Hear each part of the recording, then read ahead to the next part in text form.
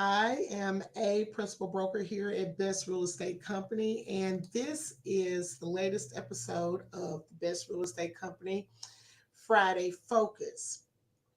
And I don't have a lot for us today, as you guys might have heard me mention in some previous episodes, a previous episode back that our Shanita was taking on a different kind of a role in her business. And so, because she's taking on that role, she would probably not be able to do as many of these as we thought. She also has some very exciting familial news going on as well. So do I. And um, our news is actually the same. For those of you who haven't figured it out yet, I am going to become a grandmother. So I'm having my first grandbaby. I'm going to be called Yaya. So if any of you are friends with me on Facebook, you saw I posted a few weeks ago. Oh yeah, I'm going to be a Yaya. That's going to be my name with my grandbaby that's coming, and I'm so excited. I've been waiting such a long time to be able to experience this part of life, and just being able to watch my own daughter grow up and become such a phenomenal person, and to just see how she's going to navigate motherhood, of course, with my undying devotion and help. It's just been a real treat for my family, not just me, but all the people in my family. And so um, that's kind of the same thing that's happening with Shanita as well. She's becoming a grandmother as well. And I think our due dates are just maybe a couple months different. I think her daughter is due in March, and my daughter is due in May. And so, but her daughter is all the way across the country, and so I do believe that she's traveling with family this week. I'm not sure if it's the daughter or not. It might be her son. But I do know that she's been out of town, and she's been traveling, and so she has not is not here today to help with the podcast. But that's okay because I was able to put it together myself, along with all the other things that I've had going on as well. And we're getting ready to wind down our year. So I wanted to just take a few moments to kind of remind people we are in the month of October. Usually, the month of October is the month that I use to start trying to figure out where my business is going to be headed in the following year.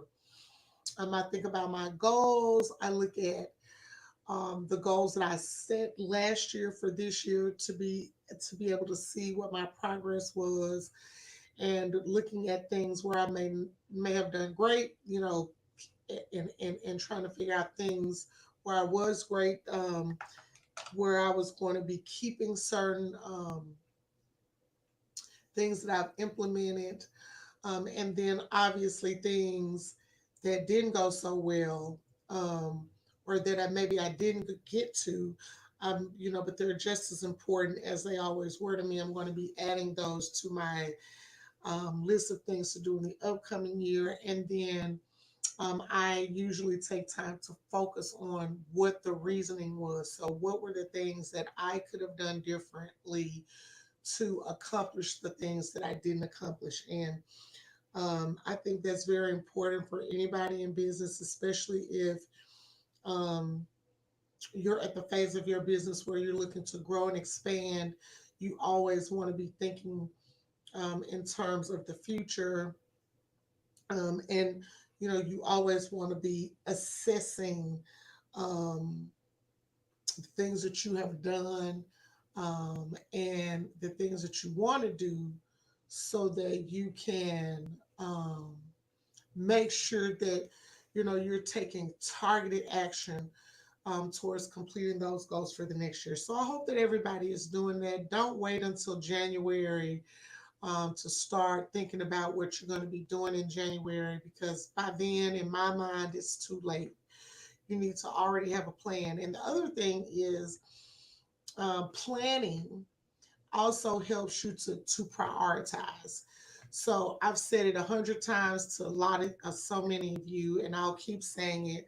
I believe in putting my faith first, my family second, and my career last. That is the order in which I live my life. That is the order in which I order my steps. Um, and I can't think of anything that I would allow to deter me from that order. So I'm just saying that to say your priorities don't have to be that. I think that's the best, order of priorities. But that's just for me, and I don't judge anybody else. So whatever your priorities are, however you organize that, you still need to be planning that so that you can track it and make sure that you're realizing your goals. And that brings me to our book. Um, we are still reading this book. I've actually finished the book, just so you guys know. But I'm going to go through here still and point out certain things that I think, are important. Like I said, we're never going to be reading the entire chapter word for word verbatim on this podcast because there's just not enough time for that. And I really want you guys to get the book and then focus on what you're reading in there and marinate on it. And if you guys have a different perspective from what I am gathering from the book, then please let me know that. I have really been hoping, that this year that some of the things that I bring to you guys have been things that you find worthy and that help you to think about how things are going in your business, and hopefully helps you to make some positive changes if you need that, or helps you to keep doing something even better if you're doing something that's great. And so I digress. I'm moving on to chapter 3, and the name of the book, just again, is How to Have Confidence and Power in Dealing with People. Is by Les Giblin. And like I said, the book was given to me um, by my mentor, Larry Mayall, and it still has a lot of things in it that ring true today. And so now we're on chapter 3 because I've been skipping around and not doing a chapter every week like we probably should be.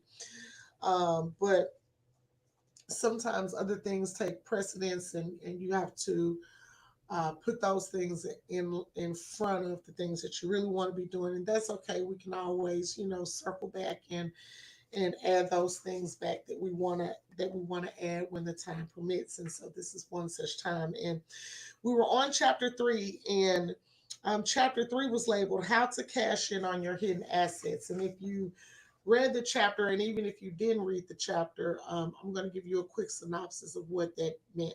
What they meant was by cashing in on your hidden assets was your asset of human relations. So everyone knows another human, at least one other human, and so and every one of us is relating to at least one human, and how we dole out that commodity that we each have. Um, our human relatability can either make or break a relationship. It can make or break a business. It can open doors for opportunities or close doors for opportunities. And so this chapter was really focused on helping you to make the best of your commodity of human relations. And there was just a few things in here that I thought were interesting enough to say out loud to you in hopes that you can remember them. One is try giving away your wealth. Um, that speaks volumes to me for several reasons. One, if you've ever studied the first millionaires of our country, the first people who had what were there's documents, uh, lots of documentation, I should say, where these people came and they basically set out to live the American dream. They actually achieved it in terms of finance. People who come from the Gilded Age and before and after, even. Some of my favorite historical characters from American history are like Andrew Carnegie, um, the Rockefellers. And these are people who just had, just a few people who, a few families who had tremendous wealth. The Astor family, um, which um, the Astor family is not as prominent in terms of wealth now um, as it was when it was when the family was having its heyday. But the Astor family is still very much a prominent and powerful family in Europe. And they actually hail from Germany, I believe. But they came to America and they made um, their way what made their way here. And as did the Carnegie family, Andrew Carnegie, and all of those people came from. They were descendants from immigrants, and they just came over here, and they met opportunity with tenacity, I should say, and they have become, some of the most influential figures in our history. And but one of the things that I always appreciated about specifically Andrew Carnegie and John D. Rockefeller, but specifically Andrew Carnegie, when you look at his life and how he lived, he was never. Let me see what's the best way for me to say this. He was always a humble person. Um, and he was a helpful person. He wanted to not only help his country that he came from. I believe he did lots of things over there. He actually sent them monies to like build a library and things of that nature.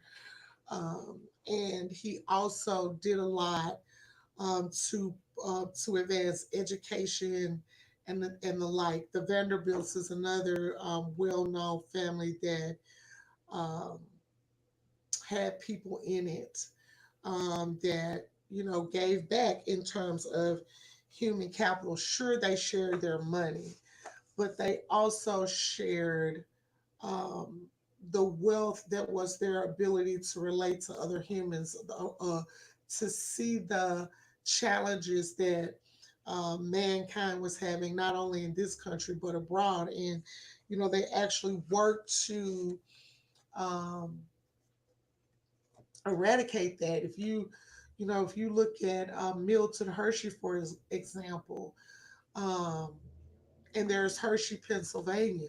Um, the story behind that was it wasn't a vain reason that he built Hershey, Pennsylvania. It was, or that he started the town. It was actually started out of the care and admiration that he had for the people who would be working in the factory that he was going to build not far from there. He wanted, obviously it was good for him to have transit services, so railroads and things to bring in the best products or ingredients to make his world famous chocolate. But he also wanted the people who were working for him to be able to have an easy commute. He wanted them to not have to live far away.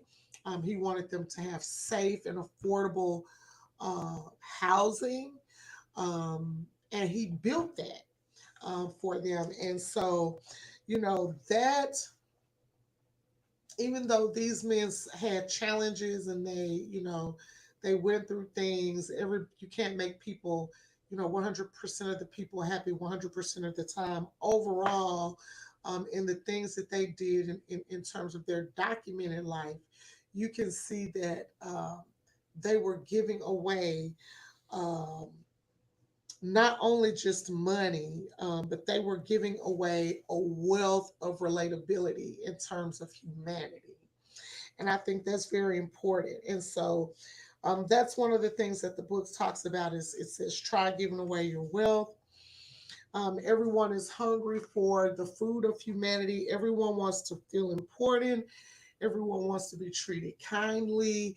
Everyone appreciates politeness. Everyone appreciates the truth.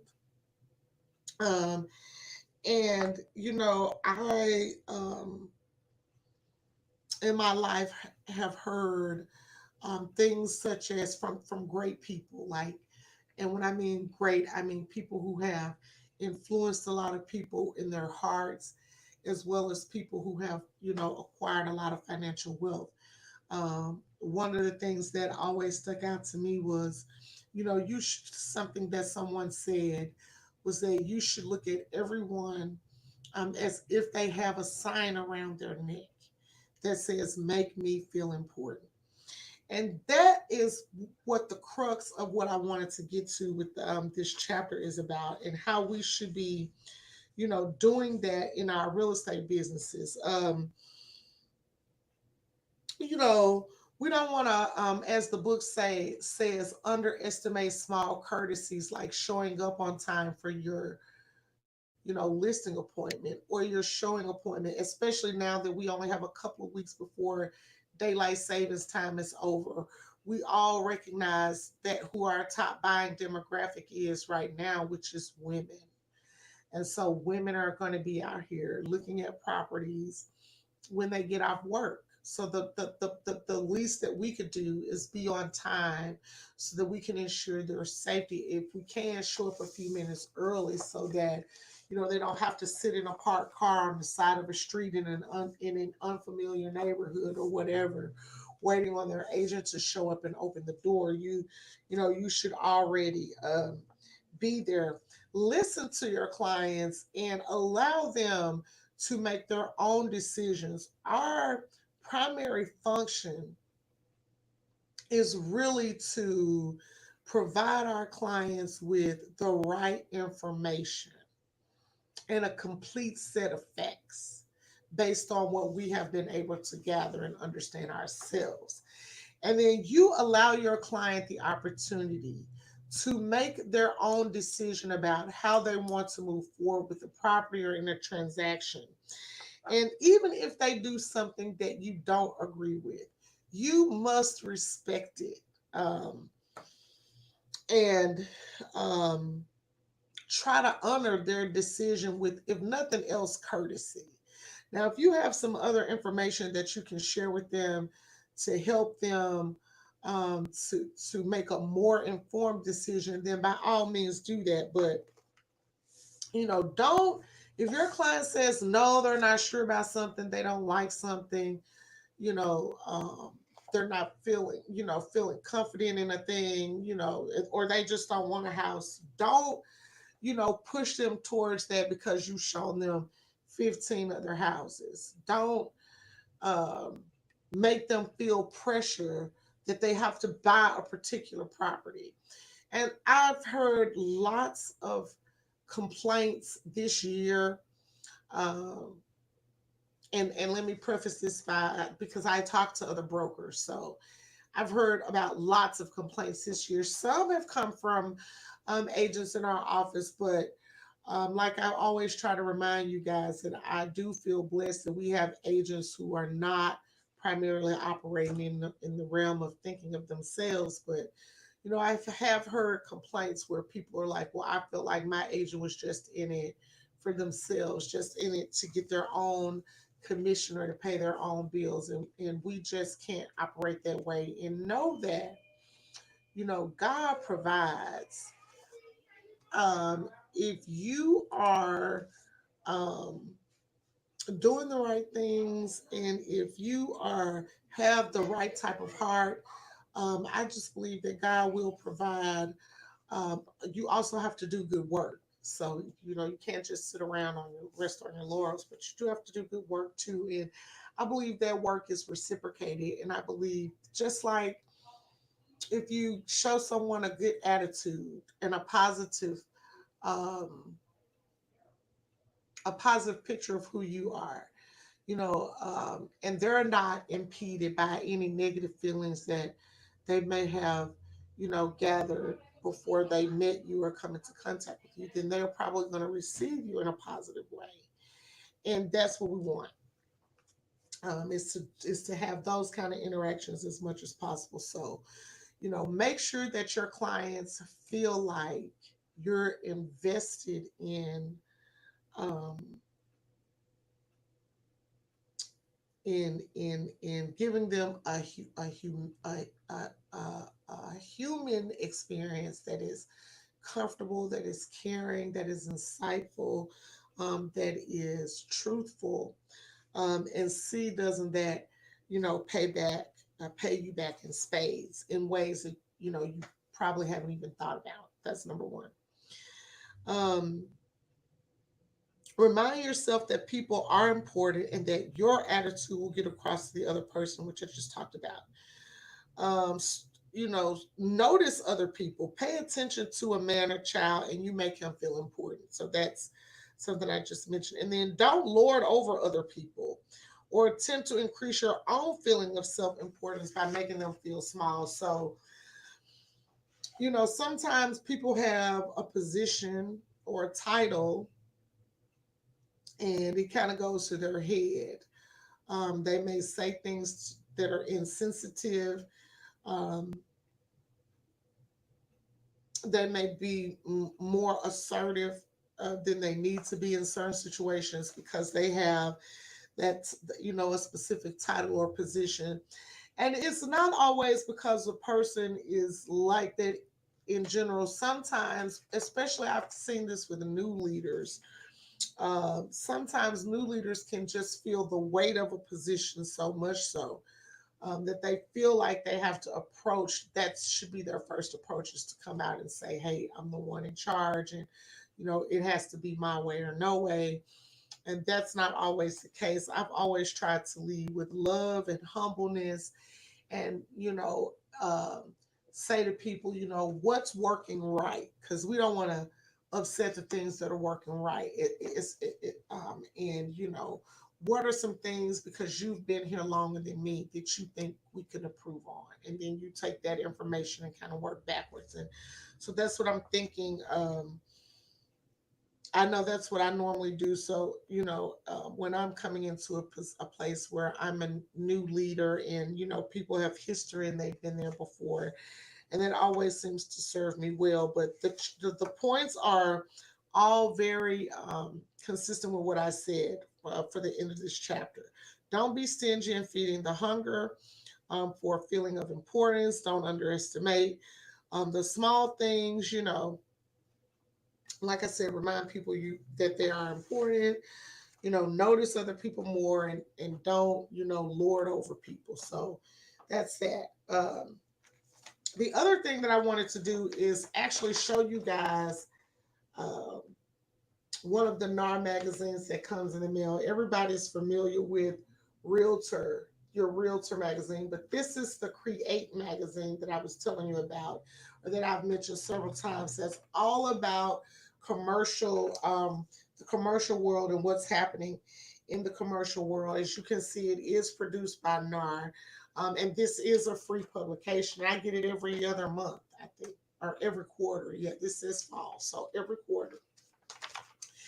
And in here, they've got some really good information. They have, like right here on page 4, they're giving agents valuable information and reliable information on how to add value in land sales. So, when you represent your client in a land sale, your role may include providing the appraiser with comprehensive information about the land's physical and legal aspects. A proper valuation benefits from detailed surveys, site plans, and information about physical characteristics such as topography, soil type, and vegetation. Legal details like easements and encroachments are also crucial. And so they talk to you about how to go about getting that information, and they give you a brief overview of how to assemble that. So for those of you who are working in the commercial field, or you're trying to get into the commercial space and you have questions about those kinds of things, this is a magazine that can help put you on the path to finding more information, things that you may need to help carry you forward. Also, I want to say to you guys that there are certain things, these publications, the different newspaper articles and newspaper sources, not articles, but that come to the office. If they have my name on them, and I don't want you to just run out of here with it, um, because I might not have read it yet. Because I have all of my real estate mail comes to the real estate office. But if I have an article or if I have a magazine or something that you might want to take a look at, I'm very open to sharing these things because I do know that we have some agents who are not realtors who would not have access to this. So if you're a non-affiliated agent and you want to take advantage of some of this information, if it's on my desk or in my office, I don't mind sharing it with you. So just you guys know that. They're also talking about a tax credit proposed for downtown revitalization projects. I actually was at a meeting where our local city mayor talked about that. How there is this new bipartisan legislation. It's called the Revitalizing Downtowns and Main Streets Act, HR 9002, which would provide developers and building owners with a tax credit to convert underutilized or vacant commercial properties to residential use. I'm not going to give you guys all of this article, but I just highlighted that because that was the part that stuck out to me, and they give specifics on the percentage of a tax credit that it's going to be, how it plays out, and how it's going to work out. If you want more information on it and you don't have access to the Create magazine, you can go to NAIOP. So that's NAIOP.org / adaptive hyphen reuse and learn all about it and see all of the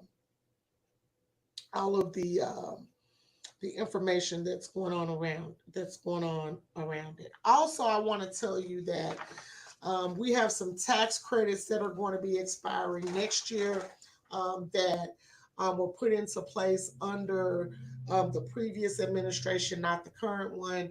One of the things that is really going to that is a part of that package that was passed. I think it was 2017. Um, was that the way that they treated 1031 exchanges. There are going to be some changes to how 1031 exchanges work. I do believe, based on what I read and what I understand, and if someone has a different understanding, I'm more than happy to have you come on and pop on and talk about it. But from what I understand it to be, is that you will no longer be able to use and I don't know of anybody that was even doing this, but I guess there was because they, you know, are making it a thing now. But I don't think that you'll be able to use the 1031 exchange option for personal properties any longer. But they have some other things that are going to remain that are going to be beneficial for those people who operate in that space. Um, so that's something to think about.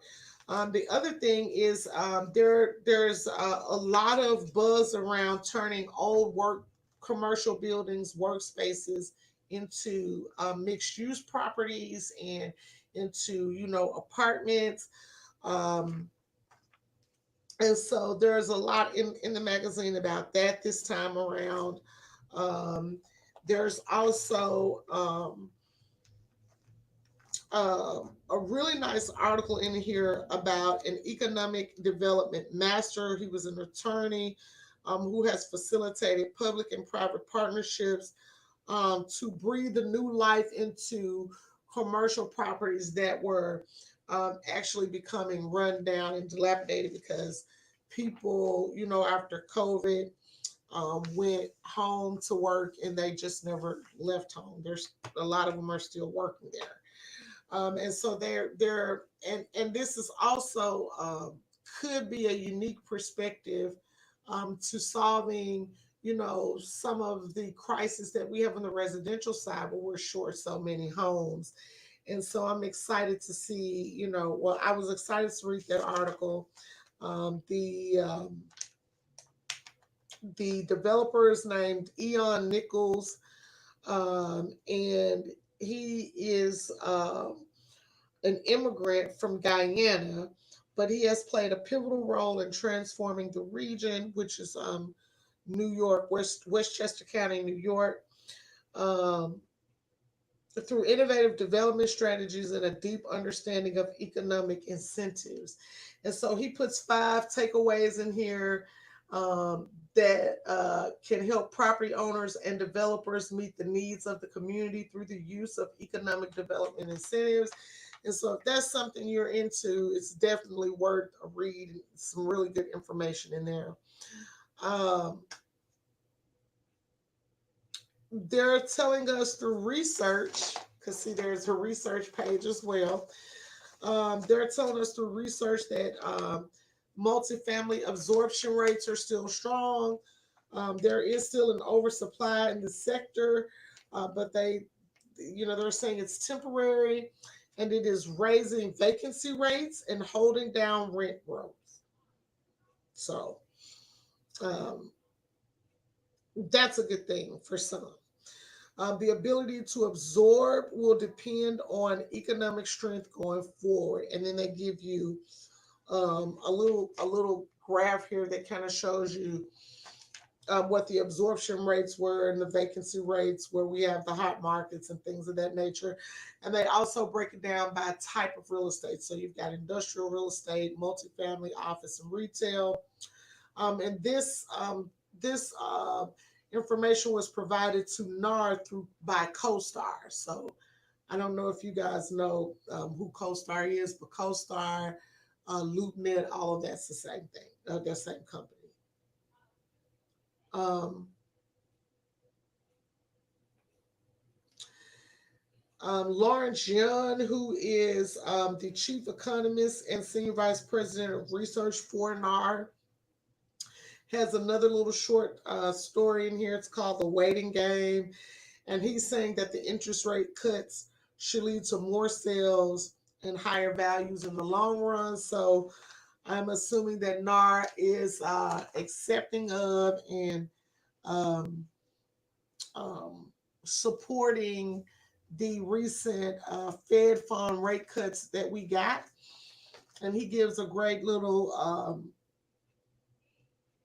blurb about what he expects the markets to look like in 2025 through 2026. And so, like I said, there's just a lot of great information in here that I think people um, should be looking at.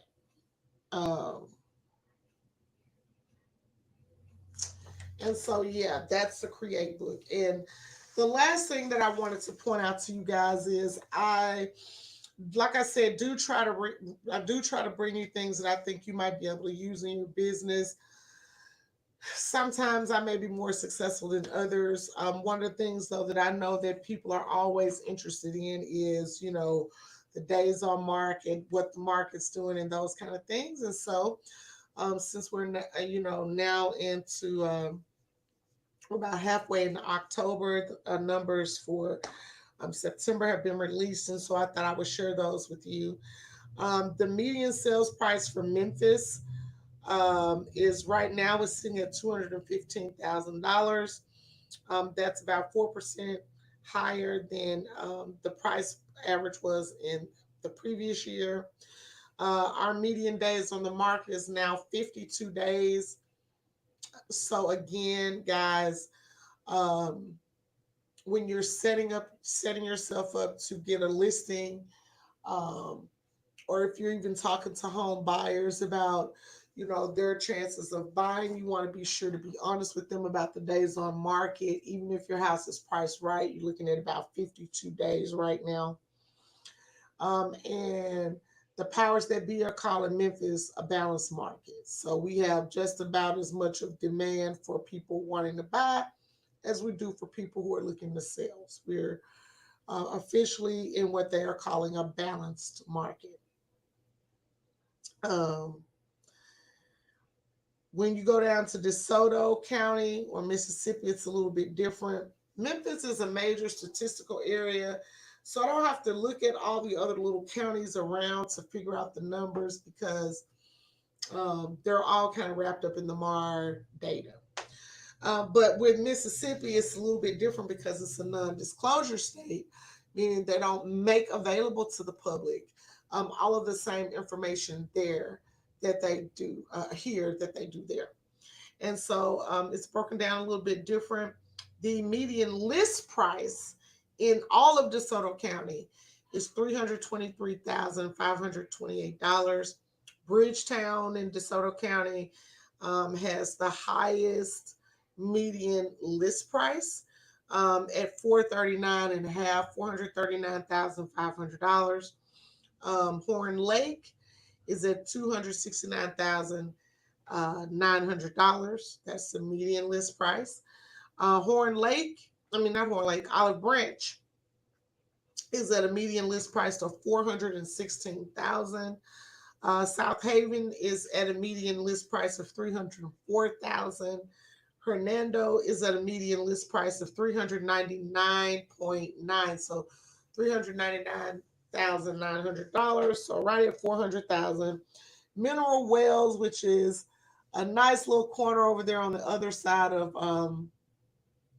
Olive Branch that most people don't even think about. They have a median list price of 415, no, $417,500.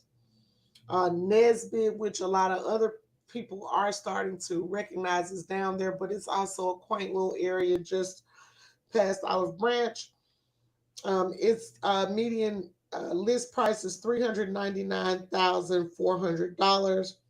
And then obviously Walls, um, which is west of, which is west of actually Horn Lake and South Haven. It's $319,500. The average home value in all of DeSoto County is 499,000, and that's a 0.9% increase from the previous year. And they have a median number of days on the market of 54. So they're about 2 days longer on the market down there than we are up here in the Memphis market. And then Arkansas is another one that I look at the county um, more so than the individual cities because um, you've got West Memphis, and that's what most people think about. Then they think about Marion, but there's other little towns over there that are not that far from that make up the county. And so I look at Crittenden as a market itself, and all the little towns within Crittenden County. Their median list price is $244,900.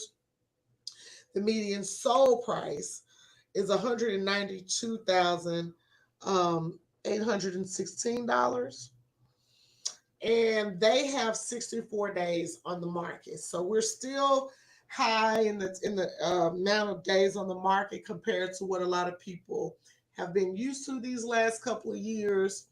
Um, we are, like I said, working in a balanced market at this point, and you can probably feel that in your business. We don't have, a lot of people clamoring to go view homes, and it's just a matter of getting people to pick from the homes that are on the market. And so that's where we are with that. You guys really ought to really be preparing your clients with truthful information. Not telling them, oh, I can sell this house in a flash, unless you have a buyer or somebody that's already interested. or something like that, you really want to be truthful in telling people how long it's going to take them to sell their properties. Another thing that you want to do is make sure that you are keeping in contact with your sellers. I am on a 2 week stretch now with my sellers, um, just letting them know, hey, we'll revisit this in 2 weeks. Your price. Um, we'll talk about who's looked at it, um, what type of performance it's gotten on the internet in terms of people viewing. And I'm able to see that for not just my listings, but it's specifically agents who are licensed in the state of Tennessee. If you're um, if you're one of my agents, I can pull that up. So be able to tell you, how many impressions your property, your listing got, how many websites it actually was featured on, and things of that nature. MAR does give you history about what it's done in their MLS, but I can give you a little bit more information in terms of that. And I actually use that data to help my clients price correct. And so maybe we can talk about that on another episode. How do you get your clients to, correct their price after they're, so adamant that what they want to list for is what, is what they should get. And talk about that. But that's where we are right now, in terms of days on the market, median list price, median sales price for the different areas that we do the most business in. Um, I'm supposed to remind you guys last week that, but I didn't do so, that we now have in the Memphis office um, signs, riders for your yard signs that say Will Co-op. Those are $12, I believe. So you can come call us here at the office. You can come by the Memphis office and pick one up. Um, um, if you're in Mississippi and you want to purchase one of those, you can purchase it down there with Erica, and Tennille and I can have the product delivered. I do want to remind you guys also that we have other merchandise in our company store. We put that store together to be able to make it easier for you, to be able to buy the things that you need to advertise your business and to do so at a reasonable price. Um, I know people are used to going to who they're going to. New agents probably don't know who to go to. We can help you with that. Our signs, our metal signs, are the cheapest um, of anybody that I know. We have metal frames. We also sell those. They come cheaper than any other um, company out there that's local. We purposefully do that to provide you with convenience, and a good deal. So make sure that you guys are utilizing that. Also, I wanted to point out that I am going to participate in the show and tell, which is a wonderful event put on by Foundation Title and Bank of England. And basically, what they do is they allow you to come and do show and tell for one of your listings, tell people all about it. You can invite the community out. You can invite your fellow real estate agents. There's always other real estate agents there. You can talk to them about your properties and hopefully, find someone within the ranks that can make a deal with you. So I will be there promoting 4 listings that I have. Um, I think it's important for people to, be available to talk about their own listings. And historically, I have done that. I have taken other people's listings to this show and tell. And Yeah, I have enough listings of my own at this point that I really need to be promoting those. And so I'm encouraging you to do the same. If you need the information about how to get your listing up on the show and tell and what the details are, it's a free event. Please let me know. You can send me an email and I will definitely share the information with you. And I encourage you guys to provide me feedback on this podcast. Let me know what you think. It was really a test. So for something that I thought I would add this year to figure out if if we could drive up participation and communication amongst the agents. I've gotten some great feedback so far from you guys, but I really want to keep it coming because, like I said, I am in the planning stages of what I'm going to do for the next year, and how you guys respond to me and such things makes a huge, huge difference. I'm also going to be putting out here within the month or so the agent survey that I usually have been sitting around for the past few years, hoping that people will respond to that survey and let me know what things we can do to enhance your experience as an agent here at Best. And it's great to also, figure out ways to expand with you in mind. So, with that being said, I'd like to thank you so, so much for joining me. I hope you guys have an awesome, awesome weekend. And I hope that you are able to sell something. Bye bye.